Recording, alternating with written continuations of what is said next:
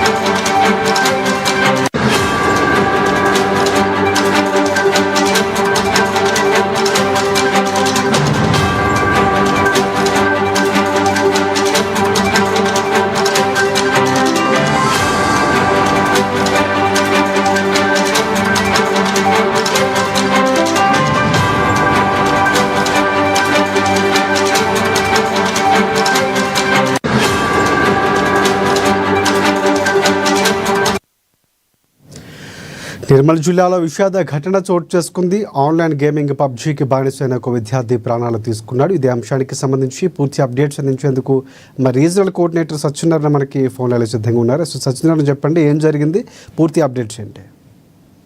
Rajasekhar, good afternoon.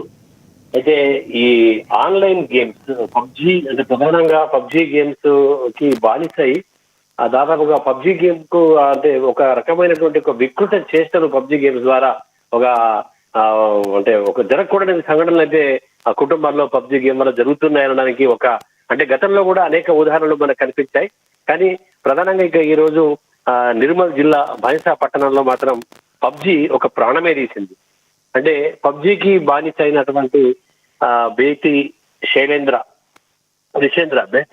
అనే కుర్రాడు భాష్యం హైదరాబాద్ లోని భాష్యం స్కూల్లో 9వ తరగతి గతంలో పాస్ అయ్యాడు. ఈ జూన్ లో అతడు 10వ తరగతిలో వెళ్ళి జాయిన్ కావాల్సింది 10th కి.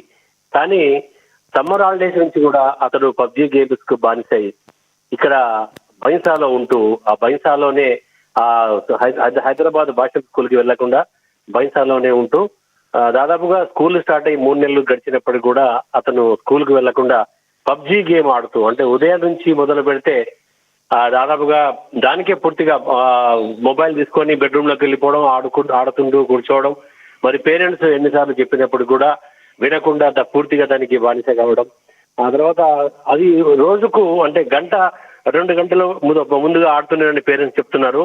స్టార్టింగ్ లో 1 గంట 2 గంటలు ఆడుతుండే, ఆ తర్వాత ప్రతిరోజు గంట పెంచుకుంటూ పోయి దాదాపుగా 12 hours పాటు కూడా పబ్జీ గేమ్ ఆడుతున్నాడు.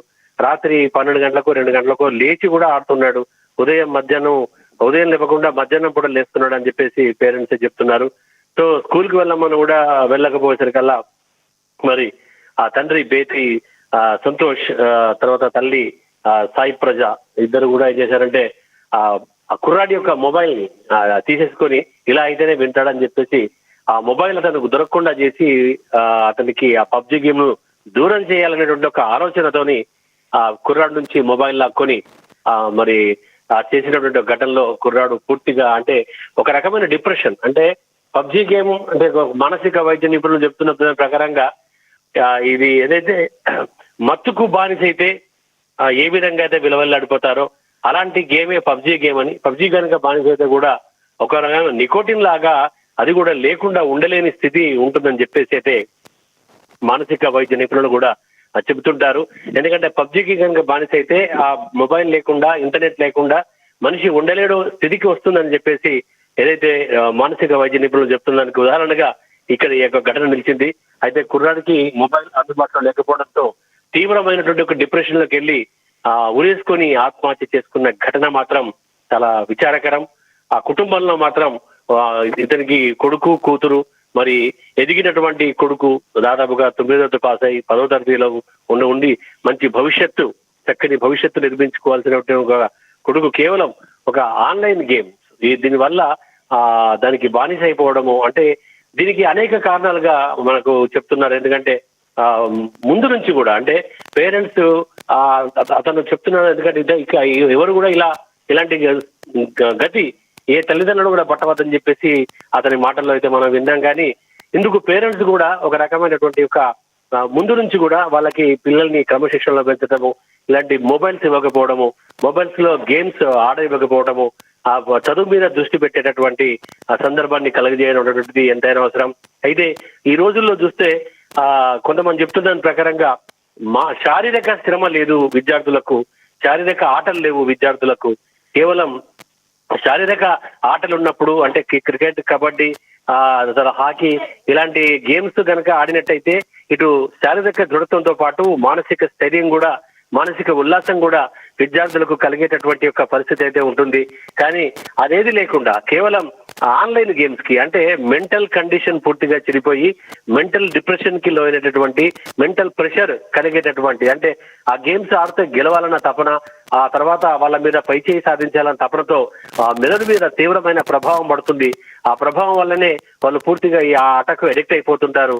ఎట్లయితే ఒక తాగుబోతుకి మందు దొరకకపోతే ఎంత విలవిల్లాడిపోతాడో అలాగే ఈ పబ్జి గేమ్ ఆడేటటువంటి వ్యక్తులకి మొబైల్ దొరకకపోయినప్పటికీ లేదా ఇంటర్నెట్ లేకపోయినప్పటికీ కూడా అదే విధమైనటువంటి ఒక స్థితిలోకి వెళ్ళిపోతారని చెప్పేసి చెప్తున్నటువంటి మానసిక వైద్య నిపుణుల వాళ్ళ సూచనల ప్రకారంగా ఇలాంటి గేమ్స్ కి ముఖ్యంగా ఆది నుంచి పిల్లల్ని దూరం చేస్తేనే బాగుంటుంది అనేటటువంటి ఒక సందేశాన్ని అయితే మనం ఇవ్వచ్చు పేరెంట్స్ కి.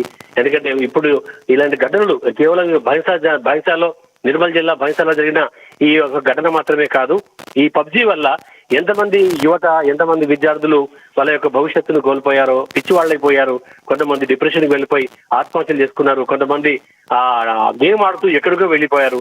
అలాగే ఇందులో విర్చువల్ పబ్జి అంటే కళ్ళకి పెట్టుకొని ఆ గేమ్ ఆడుకుంటూ ఎక్కడికో వెళ్ళిపోయినటువంటి ఘటనలు కూడా, అంటే ఈ ఆన్లైన్ గేమ్స్ అనేటివి ఏవైతే సృష్టిస్తున్నారో, ఆన్లైన్ గేమ్స్ తయారు చేస్తున్నారో అవి ఎలా అంటే విద్యార్థులకి వాళ్ళ యొక్క మెంటల్ ఎబిలిటీ పెంచేటటువంటి ఒక విధంగా, మానసిక ఉల్లాసాన్ని కలిగించే విధంగా, మానసిక స్థైర్యాన్ని పెంపొందించే విధంగా ఉండాలి. కానీ వాళ్ళకి డిప్రెషన్ కి లోనైనటువంటి, వాళ్ళు పూర్తిగా ఎడిక్ట్ అయిపోయి వాళ్ళ జీవితాల్ని బలిపెట్టేటటువంటి ఇలాంటి ఆటలు ఉండవద్దని చెప్పేసి ఈ యొక్క ఘటన మాత్రం సూచిస్తుంది. ఎందుకంటే right, thanks for updates Satyanarayana. నిన్న మా అబ్బాయి చనిపోయాడు due to addiction of the PUBG. The main cause is only the PUBG. గత 5 months నుంచి, అంటే అర్లీగా 1 hour ఆడేవాడు. గత 5 months నుంచి అవర్స్ పెంచుకుంటూ పోయి మోర్ దెన్ 10 hours పబ్జి ఆడేవాడు.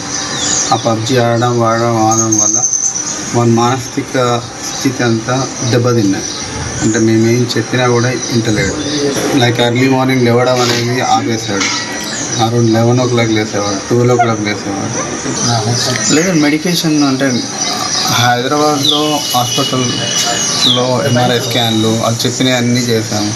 ఇక్కడికి వచ్చిన తర్వాత నిర్మల్లో మనోవైద్యం డాక్టర్ బంగారు సుధీర్ గారు, ఇది న్యూరో సైకియాట్రిస్ట్, ఆయన దగ్గరికి వెళ్ళాము. కౌన్సిలింగ్ అయింది. బట్ స్టిల్ అతని దగ్గర కూడా వాదించాడు, నేను పబ్జి డైలీ 10 hours ఆడతాను అని. డాక్టర్ చెప్పాడు 1-2 hours ఆడు బాబు అన్నాడు. కానీ ఆడు ఇంకేసి అంటే అరగంటగా మాట్లాడతాడు డాక్టర్కి, నాకు 10 hours కావాలి. ఆ 10 అవర్స్ మాట్లాడింది డాక్టర్ దగ్గర చెప్పేసరి ఇంటికి రాగానే నేను డాక్టర్ చెప్పేశాను 10 అవర్స్ అండ్ 10 అవర్స్ ఆడుతున్నాను. కానీ 10 అవర్స్ కూడా ఆగలే ఆడు కంటిన్యూగా ఆడుతున్నాడు మోర్ దెన్ 10 అవర్స్. అంటే ఇప్పుడు చనిపోయాడు కదా, తను ఏం సూసైడ్ ఎలా చేసుకుంటారు ఏంది అది మాకు తెలియదు సార్. యాక్చువల్లీ నేను లేను, హైపేట్కట్ వెళ్ళాను. నా బిజినెస్ కింద కూడా ఉంది, మేడం కింద ఉంటుంది, ఆడు రూమ్లో ఉంటాడు.